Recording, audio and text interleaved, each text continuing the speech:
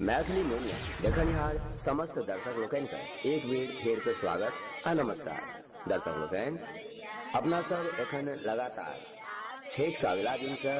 पूर्णिमा तक सामा पावनि मना रहल छलहुँ। एहि पावनि में अपना सबके पर्यावरण आ संस्कृति के रक्षा के एकटा अनुपम संदेश सेहो प्राप्त होइत अछि। दर्शक लोकनि सामा पावनि में चुगला के हाल एहि दुआरे एहन होइत छनि हुनकर जुगलपन के कारणे दूटा भाई बहिन के अलग रहऽ पड़लनि, किनको विरह का सामना करऽ पड़लनि, किनको दुखक सामना करऽ पड़लनि। आज ई पावनि अपना सबके सब संगे मेल मिलाप बढ़ा कर रहबाक संदेश दैत अछि।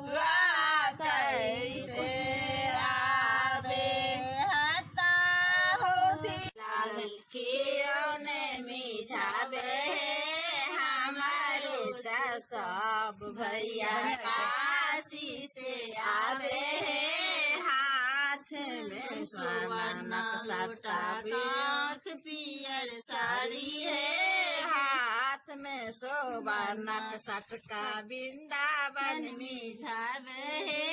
वृंदावन में आग लगल क्यों नहीं जावे है, हमारे साहस नाती काशी से आवे है, हाथ में स्वर्णक सटका, वीर समझावे है, वृंदावन में आग लागल क्यों नहीं मिझावे है, हमारो से सभी काशी से आवे है। चुगला करे चुगलपन मिलाए करा में अब दे चुगला के फांस दे, अगरा काठी डगरा गु गरवे पिया दे चुगला के गाय होती जति ताते गाय अच्छी बोले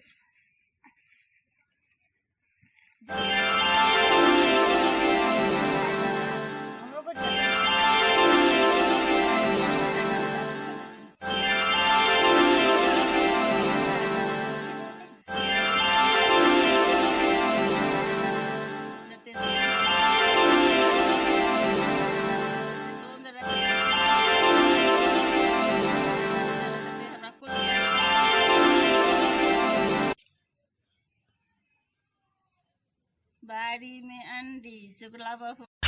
बाड़ी में ओल चुगला बखोल,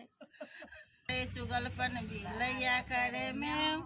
चुगला के मूछ हम नोची नोची खेहूं, अगरा का काठी रे चुगला तोहर ई कोन बन ई कोन तो जरते सब कर दावड़ जते सुन जरते सब चच्चा सब कर